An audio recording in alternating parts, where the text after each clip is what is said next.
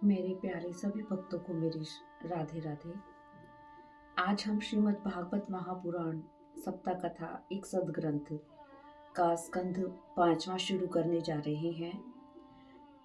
इस स्कंध में पुराण के तृतीय लक्षण स्थान का वर्णन किया गया है।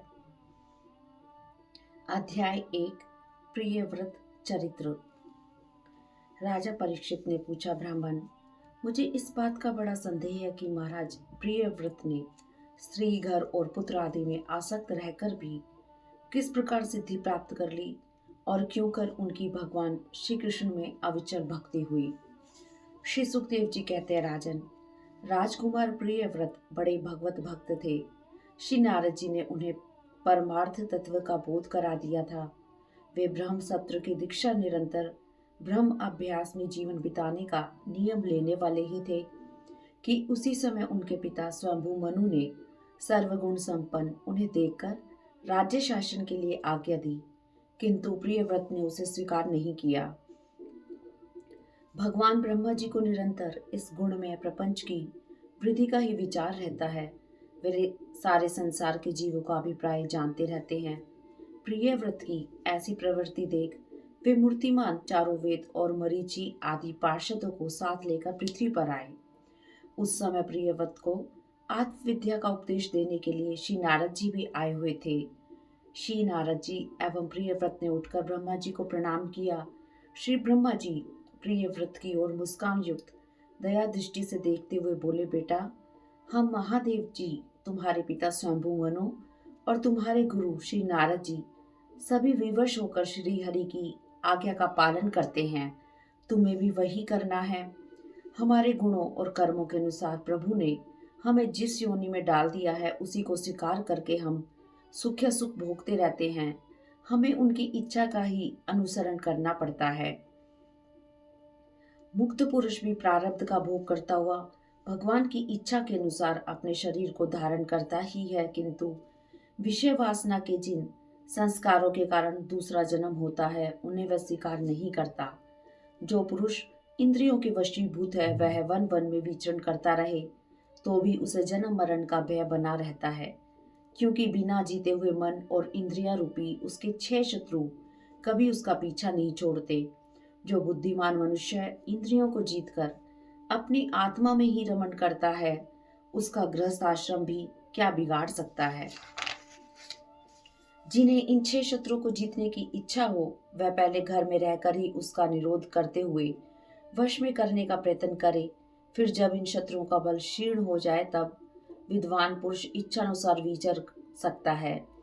तुम यद्यपि श्री हरि के चरण कमल की कली रूप किले के आश्रित रहकर इन 6 शत्रुओं को जीत चुके हो, तो भी पहले उन पुराण पुरुष के दिए हुए भोगों को भोगो।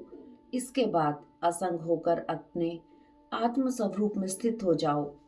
श्री ब्रह्मा जी के द्वारा इस प्रकार समझाए जाने पर प्रियव्रत ने जो आज्ञा कहकर स्वीकार कर लिया। स्वयंभू मनु ने श्री ब्रह्मा जी का पूजन किया। श्री ब्रह्मा जी चले गए। मनु जी ने ब्रह्मा जी की कृपा से अपना मनोरथ पूर्ण हो जाने पर श्री नारद जी की आज्ञा से प्रियव्रत को भूमंड का राज्य सौंप दिया।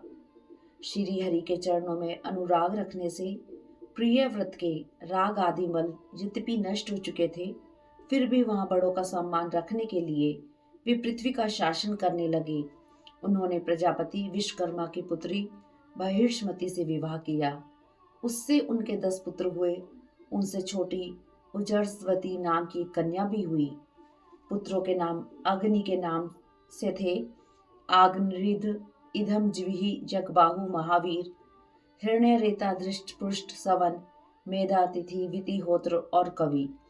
इनमें कवि महावीर और सवन ये 3 नैष्ठिक ब्रह्मचारी हुए। ये बाल्यावस्था से आत्मविद्या का अभ्यास करते हुए सन्यासी हो गए। महाराज प्रियव्रत की दूसरी पत्नी से उत्तम, तामस और रैवत ये 3 पुत्र उत्पन्न हुए। ये अपने नाम वाले मनवंतरों के अधिपति हुए। राजा प्रियव्रत ने 11वें अर्बुद वर्षों तक पृथ्वी का शासन किया। पत्नी के साथ रहते हुए भी उनमें कभी आसक्त नहीं हुए। एक बार प्रियव्रत ने देखा कि सूर्य सुमेरु की परिक्रमा करते हुए लोक आलोक पर्यंत पृथ्वी के जितने भाग को आलोकित करते हैं उनमें से आधा ही प्रकाशित रहता है और आधे में अंधकार रहता है। उन्होंने यह संकल्प लिया कि मैं रात को भी दिन बना दूंगा। सूर्य के समान ही वेगवान एक ज्योतिर्मय रथ पर चढ़कर द्वितीय सूर्य की भांति उनके पीछे पीछे पृथ्वी की 7 परिक्रमाएं कर डाली। उस समय इनके रथ के पहियों से जो लीकें बनी वे ही 7 समुद्र हुए। उनसे पृथ्वी में 7 द्वीप हुए। उनके नाम क्रमशः जम्बू, पलक्ष, शालमली, कुश, क्रौंच, शाक और पुष्कर द्वीप है। इनमें से पहले पहले की अपेक्षा आगे आगे के द्वीप का परिणाम दूना है और ये समुद्र के बाहरी भाग में पृथ्वी के चारों ओर फैले हुए हैं।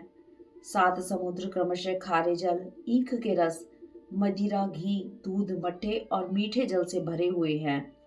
ये 7 द्वीपों की खाइयों के समान हैं और परिमाण में अपने भीतर वाले द्वीप के बराबर हैं। इनमें से एक एक क्रमशः अलग अलग 7 द्वीपों को बाहर से घेर कर स्थित है।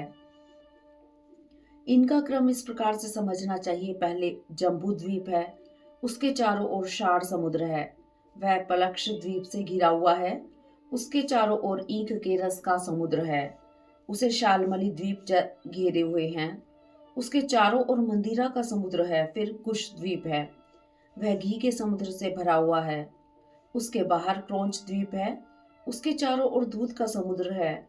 फिर शाक द्वीप है, उसे मट्ठे का समुद्र घेरे हुए है, उसके चारों ओर पुष्कर द्वीप है, वह मीठे जल के समुद्र से घिरा हुआ है। राजा प्रियव्रत ने बहिर्षमती के 7 पुत्रों को, जो कि उनके अनुगत थे, इन 7 द्वीपों का अधिपति बनाया।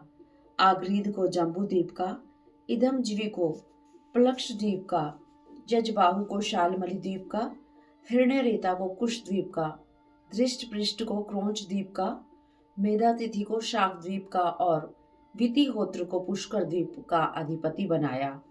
उन्होंने अपनी कन्या उजरस्वती का विवाह शुक्राचार्य से किया। उसी से शुक्र कन्या देवयानी का जन्म हुआ। एक बार भगवान नारद जी के पास जाकर अपने को धिक्कारते हुए कहने लगे, देव ऋषि, मैं ठगाया गया, अब नहीं ठगाऊंगा।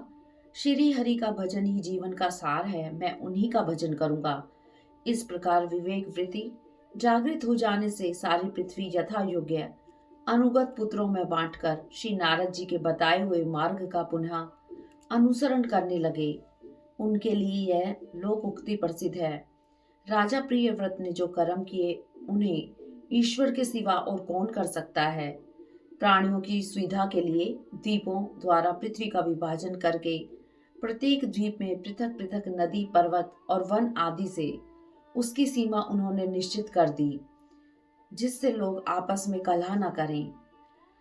श्री सुखदेव जी कहते हैं, राजन, पिता प्रियव्रत के तप में लग जाने पर उनकी आज्ञा का पालन करते हुए राजा आग्रीद जम्बू द्वीप की प्रजा का धर्मानुसार पुत्रवत पालन करने लगे। एक बार वे पितृलोक को कामना से सतपुत्र की प्राप्ति के लिए पूजा की सामग्री जुटाकर मंदराचल की एक घाटी में गए और श्री ब्रह्मा जी की आराधना करने लगे। श्री ब्रह्मा जी उनकी अभिलाषा जानकर पूर्वचिति नाम की अप्सरा को उसके पास भेज दिया। आग्रीद जी के आश्रम के पास एक अति रमणीय उपवन था। वह अप्सरा गायिका थी, अतः गीत गुनगुनाते हुए वन में विचरण करने लगी। उसके चरण नुपुरों की झनकार एवं मनोहर गीत को सुनकर आग्रीद ने समाधि योग द्वारा मूंदे हुए अपने नेत्रों को कुछ कुछ खोलकर देखा तो पास ही उन्हें वह अप्सरा दिखाई दी। उसके मादक यौवन से काम के वशीभूत राजा उसके पास जाकर उसे प्रसन्न करने के लिए कहने लगे। राजा आग्रीद पागल की तरह कह रहे हैं, मुनिवर्य, तुम कौन हो? इस पर्वत पर तुम क्या करना चाहते हो? तुम परमेश्वर की माया तो नहीं हो? तुमने बिना डोरी के ये 2 धनुष क्यों धारण कर रखे हैं? इस संसार अरण्य में मुझ जैसे मत वाले मृगों का शिकार करना चाहते हो? ये पंखहीन 2 बाण किस पर छोड़ना चाहते हो? तुम्हारे चारों ओर ये शिष्यगण सामगान कर रहे हैं। तुम्हारे चरण रूपी पिंजरों में जो तीतर बंद है उनके शब्द जो सुनाई पड़ रहे हैं, पर रूप देखने में नहीं आता। इस प्रकार से पूर्ण उन्मत्त की तरह राजा कहते हैं, मित्र सचमुच तुम ब्रह्मा जी की ही प्यारी देन हो। अब मैं तुम्हें नहीं छोड़ सकता। तुम्हारा जहां मन हो मुझे वहीं ले चलो। मैं तो तुम्हारा अनुचर हूं और तुम्हारी ये मंगलमयी सखियां भी हमारे ही साथ रहें। राजा आगरिद ने मीठी बातें करके उस अप्सरा को प्रसन्न कर लिया। वह अप्सरा राजा के साथ कई हजार वर्षों तक पृथ्वी और स्वर्ग के भोग भोगती रही। राजा ने उसके गर्भ से नाभि, किमपुरुष, हरिवंश, ईलावृत, रम्यक, हिरण्मय, कुरु, भद्राश्व और केतुमल नामक 9 पुत्र उत्पन्न किए। इस प्रकार 9 वर्ष में प्रतिवर्ष एक के क्रम से 9 पुत्र उत्पन्न कर पूर्वजिति उन्हें राजभवन में छोड़कर फिर ब्रह्मा जी की सेवा में चली गई। राजा आगरीद ने जम्बूद्वीप का 9 भाग कर उन्हीं के समान नाम वाले 9 वर्ष अर्थात भूखंड बनाए उन्हें एक एक पुत्र को सौंप दिया। राजा आगरीद भोग से अतृप्त ही रहे। उस अप्सरा को वे किम पुरुष समझाते रहे। अतः वैदिक कर्मों द्वारा उन्होंने उसी लोक को प्राप्त किया जहाँ पितृगण अपने सुकृतों के अनुसार तरह तरह के भोगों में मस्त रहते हैं। पिता के परलोक सिधारने के बाद नाभि आदि 9 भाइयों ने मेरु की मेरु देवी प्रतिरूपा, उग्र दृष्टि लता रम्या, श्यामा नारी भद्रा और देवविति नाम की 9 कन्याओं से विवाह किया। इस प्रकार पंचम स्कंद का द्वितीय अध्याय समाप्त हुआ। ओम नमो भगवते वासुदेवाय नमः। ओम नमो भगवते वासुदेवाय नमः। अध्याय 3। श्री सुखदेव जी कहते हैं,